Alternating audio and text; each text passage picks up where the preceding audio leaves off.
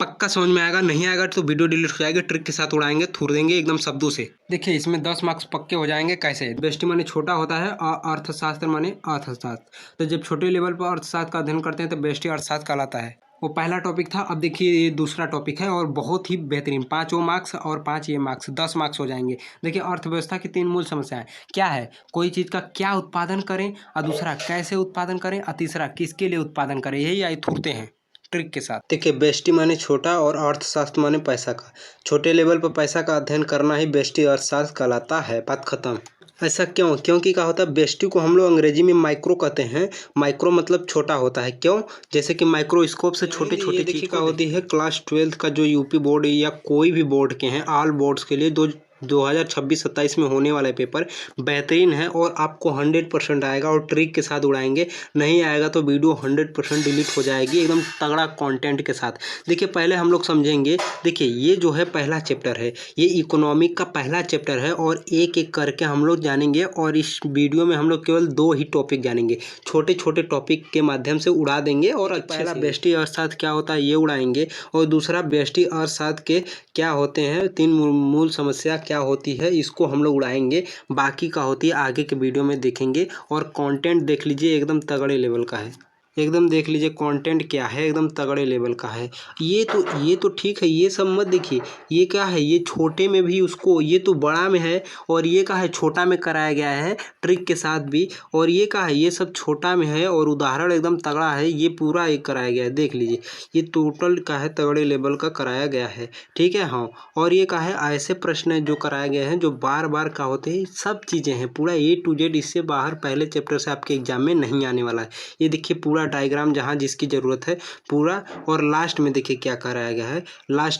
Last में ये कराया गया है, यहाँ पे जितना आपको हेडिंग पढ़ाया गया है उसको ही शॉर्ट में लिख दिया गया है, ताकि क्या है आपको जहन में, खोपड़ी में डायरेक्ट घुस जाए। तो हम लोग पहले का होते हैं उसको उड़ाते हैं और धीरे धीरे करके उड़ा देंगे, फिर लास्ट में 1 शॉट मार देंगे, एक वीडियो में पूरा ही बता देंगे। तो अब छोटे छोटे पहले बना लेते हैं वीडियो। देखिए पहला हम लोग क्या है, अर्थशास्त्र, बेस्टी अर्थशास्त्र।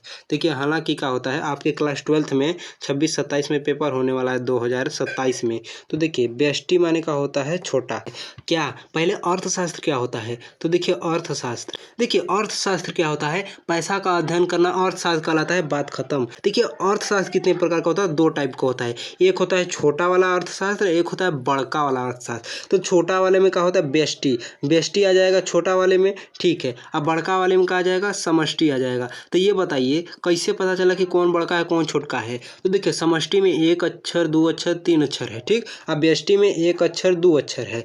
तो दो बड़ा है कि 3 बड़ा है, 3 बड़ा है। तो 3 बड़ा है और समष्टि भी बड़ा है, ठीक है। तो समष्टि में बड़े लेवल पर अध्ययन करते हैं जब क्या होता है पैसा का। आइए बेस्टी में क्या होता है, छोटा है, 2 अक्षर है, तो क्या होता है छोटे लेवल पर अध्ययन करते हैं अर्थशास्त्र का। क्यों? क्योंकि हम लोग बेस्टी को हम लोग, अर्थशास्त्र तो ठीक है इकोनॉमिक कहलाता है अंग्रेजी में, लेकिन बेस्टी को हम लोग क्या होता है अंग्रेजी में माइक्रो कहते हैं। माइक्रो माने का होता है छोटे लेवल पर अध्ययन करना। क्यों? क्योंकि जिस प्रकार माइक्रो स्कोप होता है उससे हम लोग छोटा छोटा सामान देखते हैं, इसी प्रकार माइक्रो जिस प्रकार का होता है छोटा छोटा होता है। माइक्रो माने छोटा, जैसे माइक्रोस्कोप जो होती है वो छोटी चीज़ों को देखती है, इसी प्रकार माइक्रो इकोनॉमी जो होती है अर्थव्यवस्था का छोटे इकाइयों पर, छोटे लेवल पर अध्ययन करता है। ये तो शॉर्ट फॉर्म था। अब लॉन्ग फॉर्म पेपर में कैसे आता है, कैसे लिखेंगे, लिख देगा, पूछ देगा कि बेस्टी अर्थशास्त्र को डिफाइन कीजिए उदाहरण सहित। 5 मार्क्स का आएगा, ठीक है हाँ। 5 मार्क्स का, 3 मार्क्स का, 7 मार्क्स का। देखिए तो ऐसे करेंगे। बेस्टी अर्थशास्त्र क्या होती है, अर्थव्यवस्था की छोटी छोटी इकाइयां, जैसे एक उपभोग, एक परिवार, एक फर्म। क्योंकि छोटे छोटे, आपको पूरा परिवार, पूरा उपभोग या पूरा फर्म, फैक्ट्री को नहीं लेना है, छोटे छोटे लेना है। इसलिए क्या होती है इसमें केवल एक लोग का बात किया जाएगा, ठीक है हाँ। एक उद्योग का अध्ययन करता है। यह हमें समझाता है कि मतलब व्यक्ति जो है और कंपनी सीमित संसाधनों के बीच आर्थिक निर्णय कैसे ले, ठीक है, ये होती है। देखिए उदाहरण मेन क्या है, मेन उदाहरण है। देखिए जीवन से जुड़ा हम लोग उदाहरण को लेने वाले हैं। मान लीजिए क्या है, मान लीजिए आपके जेब में 1000 रुपया, ठीक, आपको नया हेडफोन लेना है तो आप क्या करेंगे, आप क्या करेंगे, क्रिकेट बैट भी खरीदना है और दोस्तों के साथ घूमना है। 1000 में ये तीनों काम करना है, हेडफोन भी खरीदना है, क्रिकेट बैट वाला खरीदना है और दोस्त के साथ घूमना है। तो आप निर्णय लेंगे तो क्या है, 1000 कहाँ खर्च करें, हम आपके लिए सबसे बेस्ट क्या रहेगा कि आप संतुष्ट रहें, खुश रहें, ये नहीं कि खाली खर्चा कर दें खुश न रहें। तो यह क्या होता है, यह निर्णय पूरे अर्थव्यवस्था का नहीं है। ये निर्णय आपने जो लिया है वो पूरा देश का नहीं लिया है, केवल अपने लिए ले रहे हैं। तो ये क्या होता है, बल्कि केवल आप व्यक्तिगत व्यवहार का अध्ययन कर रहे हैं। मैं पूरा का सार बता रहा हूँ क्या है। देखिए आप ये जो है ये सब भूल जाइए, ये सब क्या है, ठीक है, ये सब कुछ मत याद रखिए। आप ये याद रखिए कि देखिए व्यष्टि अर्थशास्त्र क्या है, अर्थशास्त्र की वह शाखा है जो व्यक्तिगत आर्थिक इकाई के व्यवहार तथा उनके आर्थिक निर्णयों का अध्ययन करता है। ये भी मत याद रखिए। देखिए मेरा याद रखिए, यदि पूछेगा व्यष्टि अर्थशास्त्र क्या होता है, उदाहरण सही समझाइए तो 5 मार्क्स में 3 मार्क्स में आएगा, तो आप इसे लिखिएगा। जब अर्थव्यवस्था का छोटे लेवल पर अध्ययन किया जाता है, ठीक है, ब्रैकेट बना दीजिएगा, व्यष्टि अर्थशास्त्र कहलाता है। आई छोटे ब्रैकेट में क्या लिखेंगे, लिखेंगे एक क्या होती है, एक परिवार की बचत, एक फर्म का उत्पाद, एक उद्योग की कीमतें, एक बाजार की मांग पूर्ति, एक उपभोक्ता का व्यवहार, यही लिखेंगे। इहो नहीं याद हो रहा है तो कोनो बात नहीं, हमेशा एक रहेगा।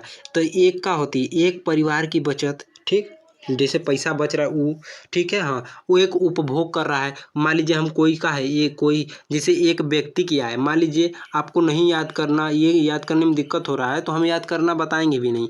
आप ब्रैकेट में उस क्या लिखेंगे, मैंने बताया कि जब अर्थव्यवस्था का छोटे लेवल पर अध्ययन करते हैं, तो छोटे लेवल पर अध्ययन करते हैं, छोटे स्तर पर अध्ययन करते हैं, तो उसके बाद जस्ट एक ब्रैकेट बनाइएगा ऐसे, फिर लिख दीजिएगा व्यष्टि अर्थशास्त्र कहलाता है। तो इस ब्रैकेट में क्या लिखना है वो बता रहे हैं। तो देखिए मान लीजिए छोटा लेवल पर क्या क्या होता है, तो मान लीजिए एक व्यक्ति है, ठीक है, हाँ, तो छोटे लेवल पर मान लीजिए एक व्यक्ति की आय, ठीक, हाँ, आय माने कितना कमाया है, इनकम, एक व्यक्ति का खर्चा या व्यय, तो एक व्यक्ति की व्यय कितनी होगी, ठीक, हाँ, एक व्यक्ति की बचत कितना बचाया है, ठीक है, कमाया होगा 100 रुपया मान लीजिए, तो खर्चा किया मान लीजिए 90 रुपया, तो बचा कितना 10 रुपया, तो ये तीनों लिख दीजिएगा, ठीक है, हाँ। मान लीजिए एक व्यक्ति ने उद्योग खोला है तो उसी में अगला लिख दीजिएगा, कामा लगा के ब्रैकेट वाले में, एक उद्योग, एक फैक्ट्री, एक बाजार, तो बस यही, और कुछ नहीं करना है, यही हो जाएगा। अब आपको उदाहरण लिखना होगा तो आप ये अपने से बना लीजिएगा,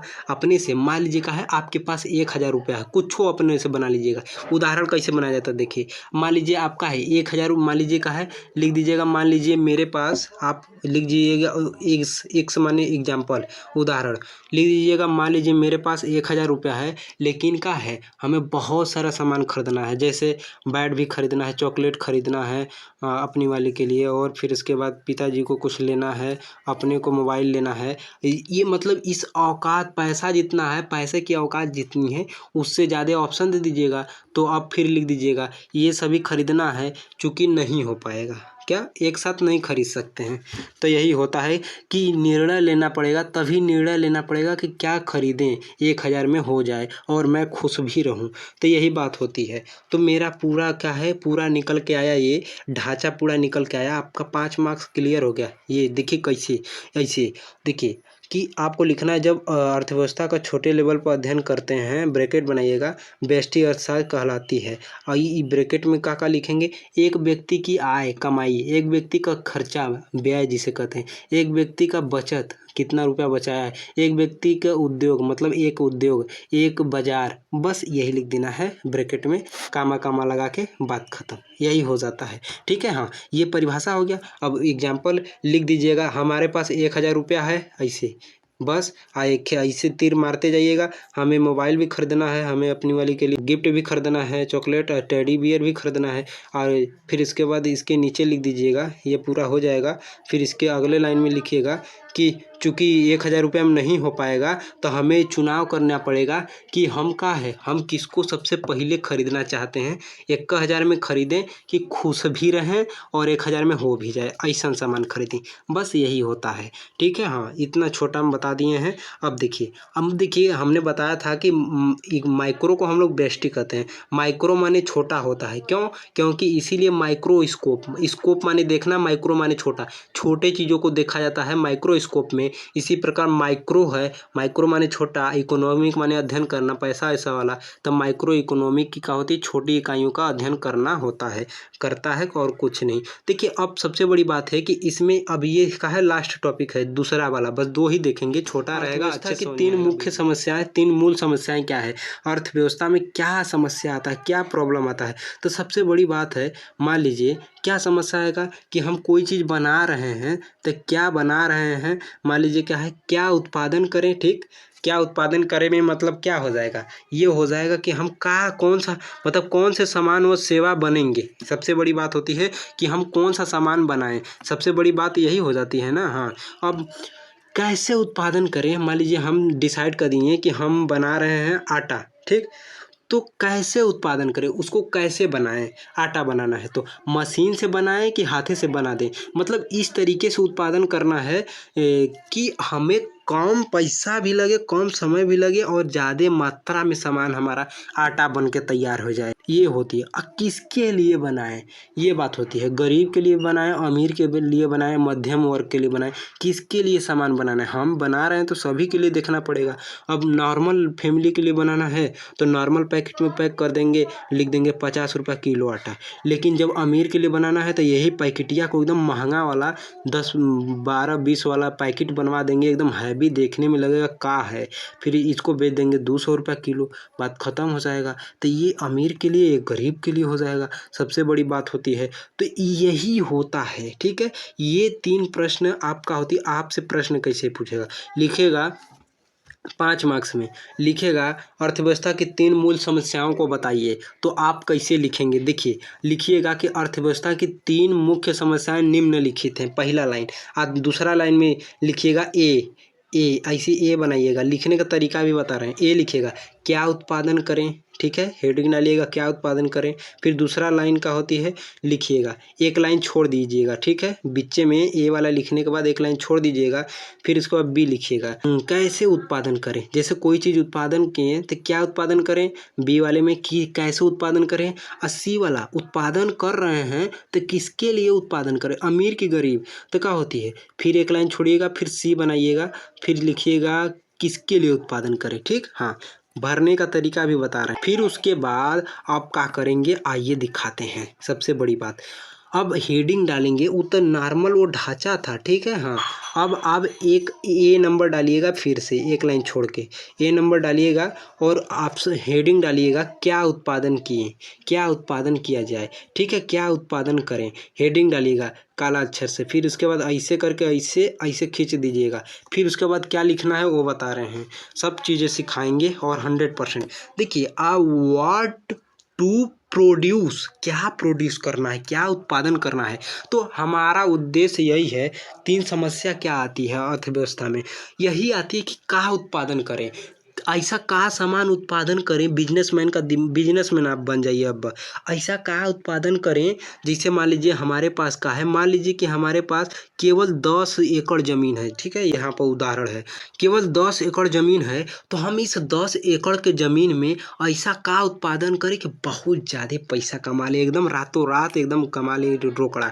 तो किसान के लिए 2 विकल्प होगा, गेहूँ उगाएं या आलू, मौसम उसी का है। तो गेहूँ उगाएं या आलू, यदि मतलब गेहूँ कितना उगाएं या आलू कितना उगाएं कि बहुत ज़्यादा पैसा कमाई लें।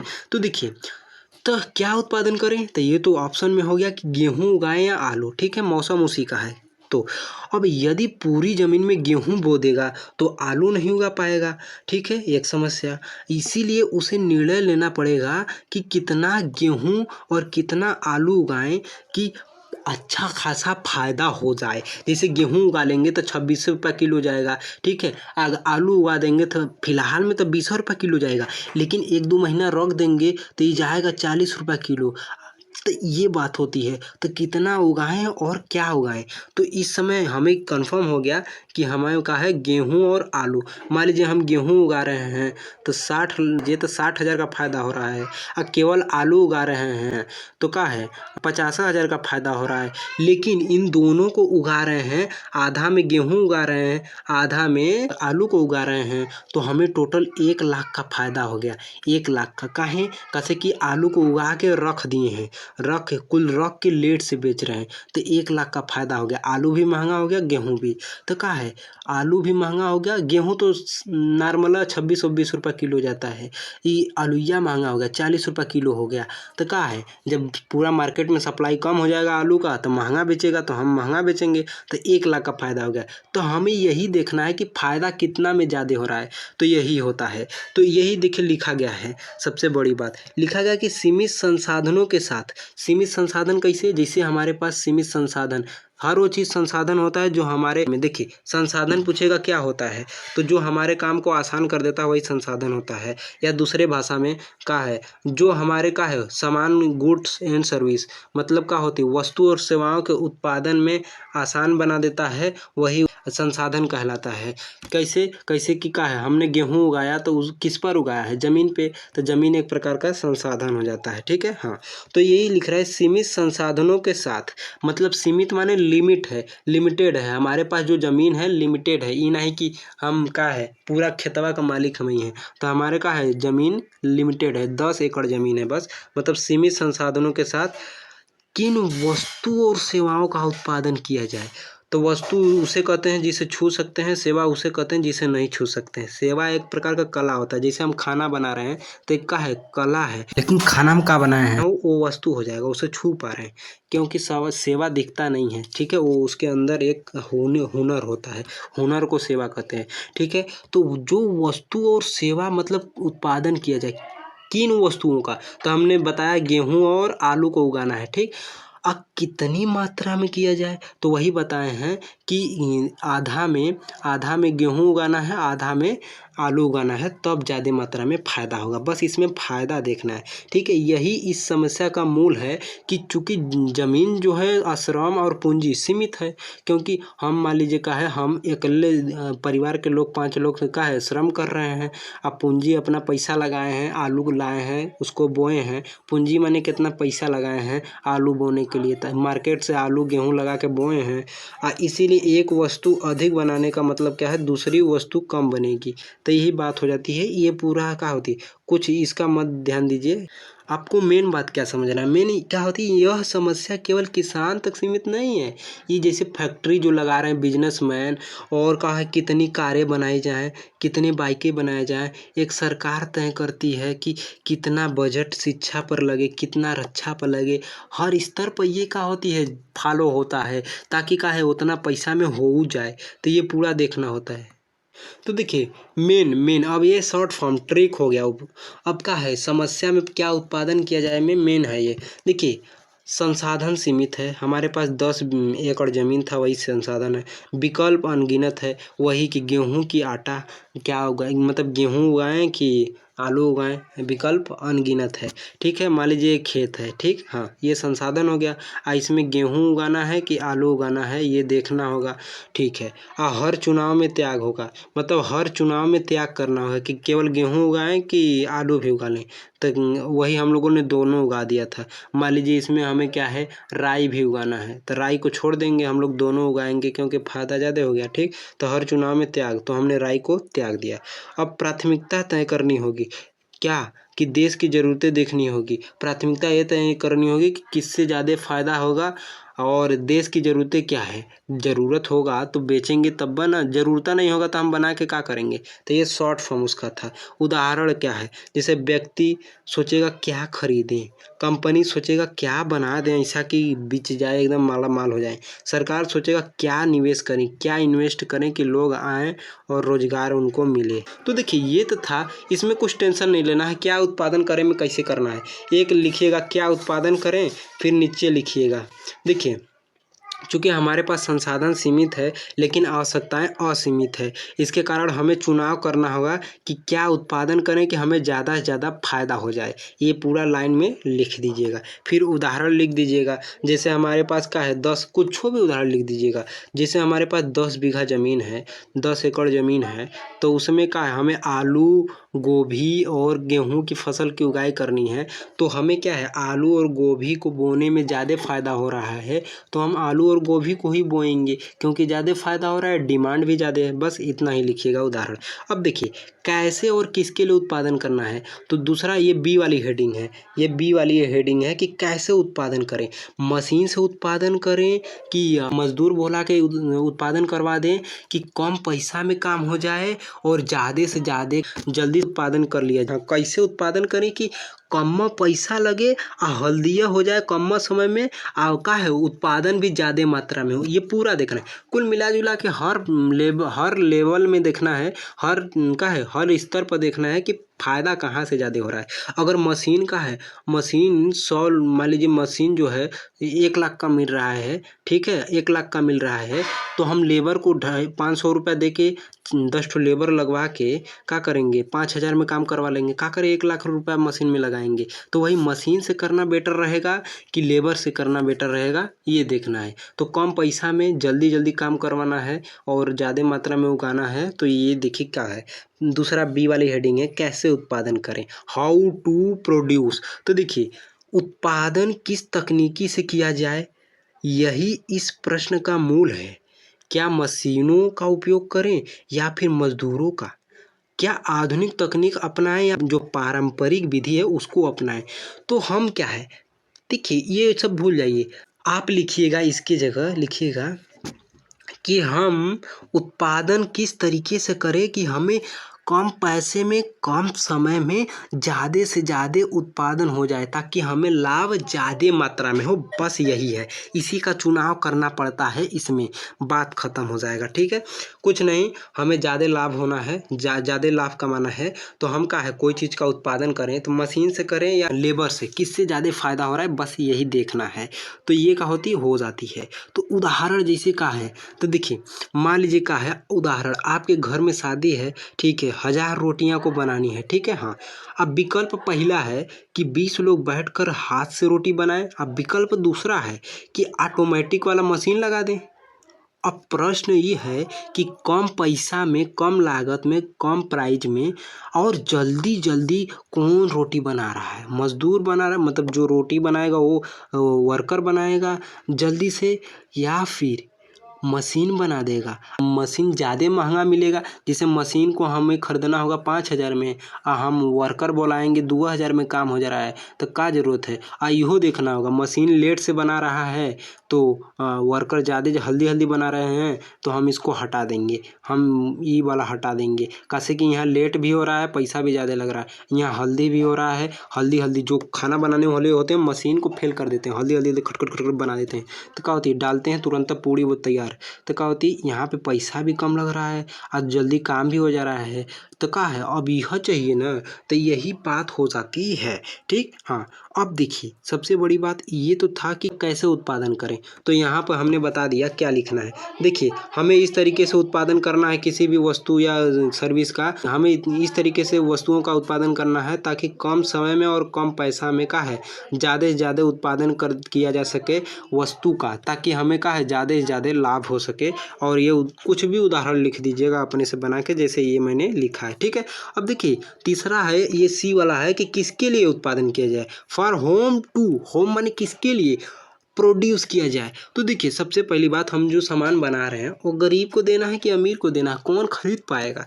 तो उत्पादित वस्तुओं का वितरण, वितरण माने डिस्ट्रीब्यूट, किसके लिए है, वितरण माने वितरण क्या होता है, सामान खरीदने वाले के यहाँ पहुँचा देना ही वितरण कहलाता है। सामान खरीदने वाले के यहाँ, खरीदने वाला जो होता है उसे उपभोक्ता कहते हैं।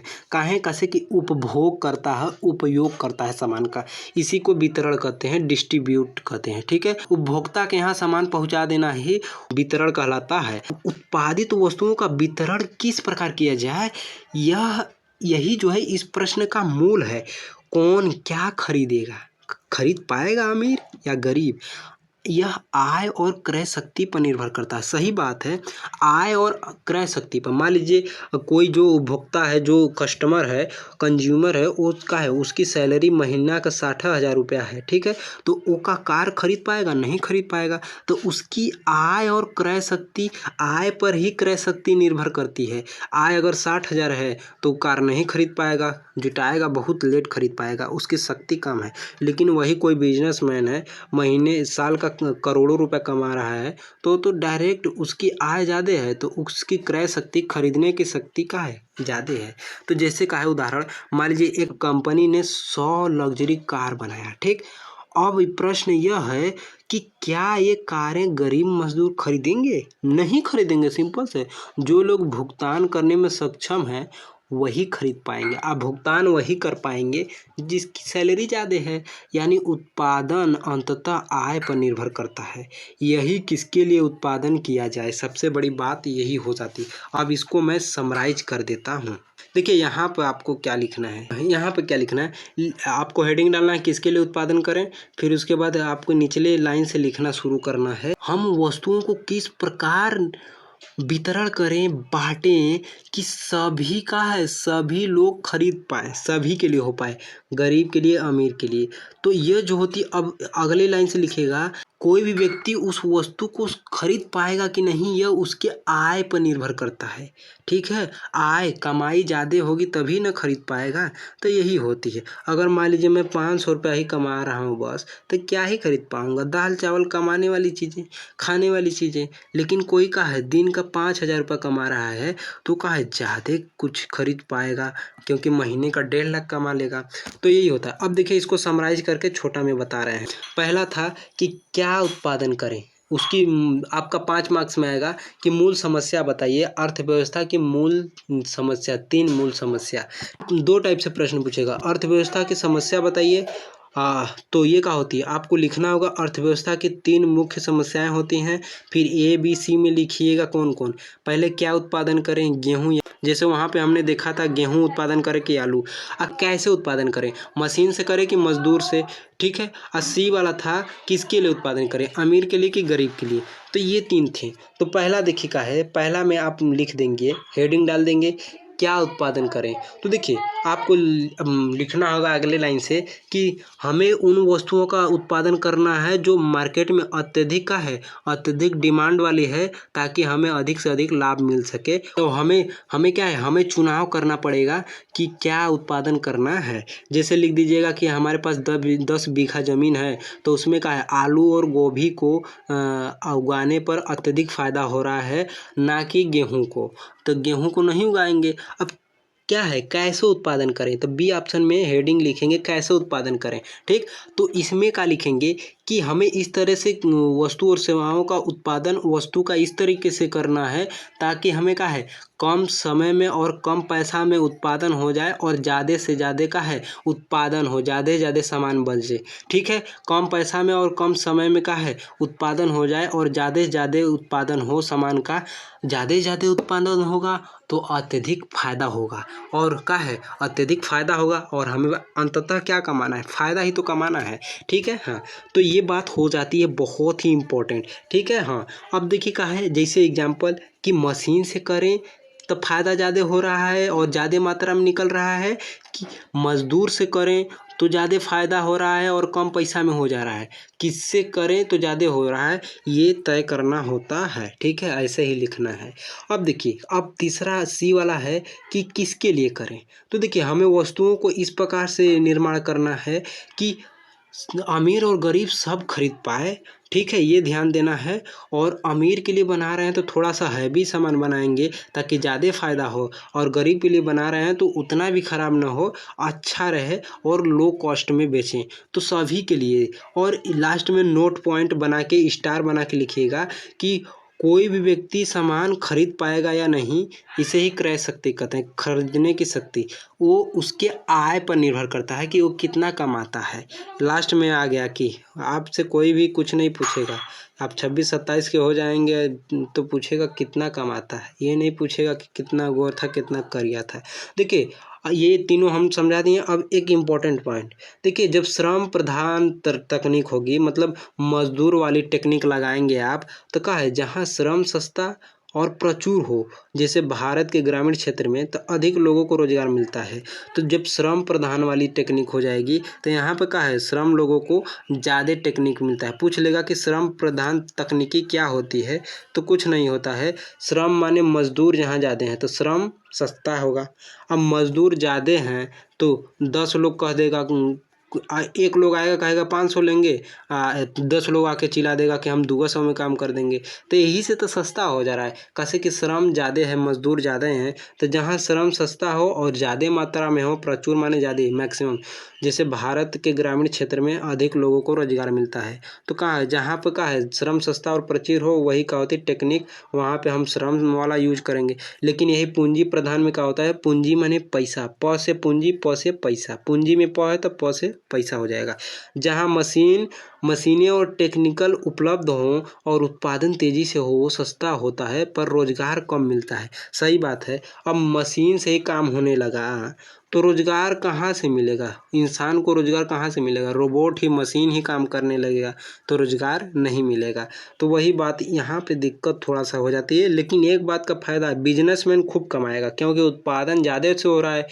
भले ही सस्ता में बेचेगा, लेकिन एक लोग से का है, एक लोग से 1 लाख कमाने से बेहतरीन है कि एक एक रुपया का है 1 लाख लोगों से कमाइए, तो 1 लाख दोनों में कमा रहे हैं, लेकिन ज़्यादा फर्क नहीं पड़ रहा है। एक लोग को 1 रुपया दे रहे हैं। जैसे भी वो क्या होता है, सलाई बेचते हैं 1 रुपया वाला डिब्बी में, तो ये का है 1 रुपया का है, लेकिन 1 लाख लोग को बेच देंगे तो 1 लाख रुपया का बेचा जाएगा सामान, भले ही फायदा हो 30,000 40,000। देखिए, वितरण की चुनौती क्या है, डिस्ट्रीब्यूशन, मतलब वस्तुओं को उपभोक्ता तक पहुंचाना ही डिस्ट्रीब्यूशन या वितरण कहलाता है। वितरण मतलब बांटना, वितरण में ब है तो ब से बांटना, ठीक है। हाँ, तो जैसे अमीर गरीब के बीच असमानता, जैसे यह किसके लिए की समस्या का सबसे बड़ा पहलू होता है, ठीक है। कोई इसमें इशू नहीं है, ये पूरा था। आपको इसका ये जो है एक्स्ट्रा पॉइंट था, इसका आपको कोई इशू नहीं लेना है, आपको उसका ही इशू लेना था कि क्या उत्पादन करें, किसके लिए उत्पादन करें और कैसे, क्या कैसे, आपका ट्रिक हो गया ट्रिपल के, ठीक है। हाँ, क्या उत्पादन करें, ठीक, कैसे उत्पादन करें, किसके लिए उत्पादन करें, ये था। अब मिलते हैं नेक्स्ट वीडियो में। जय हिंद।